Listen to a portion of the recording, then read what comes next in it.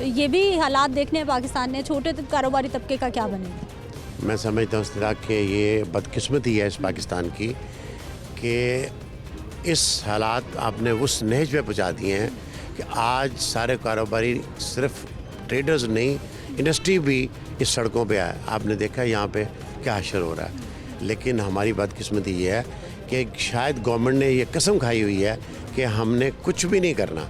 मुझे बताएं, पिछले 8 महीने से ये सारा कुछ हो रहा है, क्या किसी अवानों में किसी को ये ख्याल नहीं आया कि इस फेडरेशन की, इस चैम्बर की बात सुन लें? उधर सियासी मामला सर इतने उलझाव का शिकार हुए हुए हैं, उधर अपने मामलात ही नहीं सुलझ रहे, इतना अदम इस्तेहकाम, इतना उलझाव सियासत में।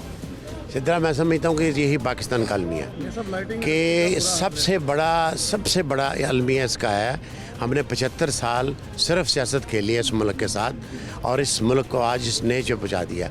अगर हमने सियासत को एक तरफ कर दिया होता, कारोबार को एक तरफ कर दिया होता, हमने आज भी कोई सियासतदान मिसाके मईशत के लिए बैठने के लिए तैयार नहीं है, आज भी बैठने के लिए तैयार नहीं। हमने पूरे पाकिस्तान के अंदर एक मुहिम चलाई फेडरेशन ने, लेकिन आप देखें कोई पॉलिटिशियन आपस में बैठने के लिए तैयार नहीं। तो क्या बनेगा इस मुल्क का?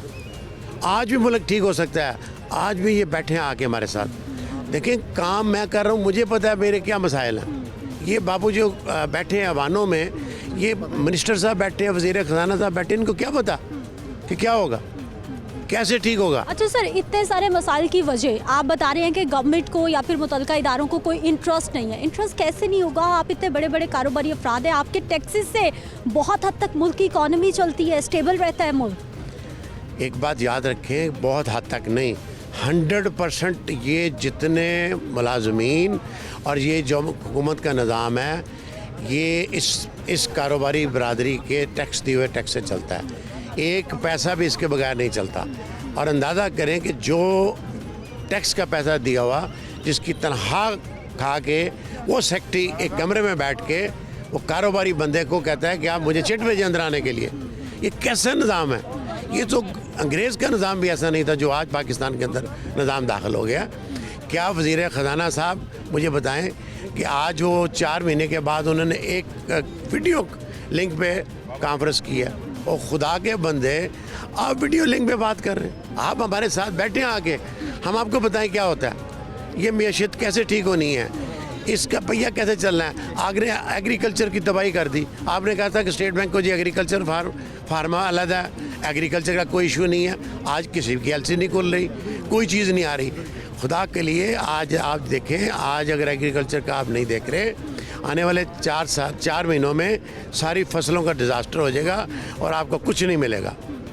आपको पास कुछ नहीं होगा, ना दवाई होगी ना खाद होगी, तो क्या करेंगे आप? सर, इस वक्त जो है सिर्फ जो कंटेनर्स रुके हुए हैं उनको रिलीज़ करना सबसे बड़ा प्रॉब्लम है, या फिर कोई ऐसी पॉलिसीज़ भी हैं जिनमें तब्दीली की ज़रूरत है ताकि आने वाले वक्त में इस तरह के मसाइल ना हों? बिस्मिल्लाहिर्रहमानिर्रहीम। ताहिर मंजूर, farmer vice chairman, president Lahore chamber, vice chairman.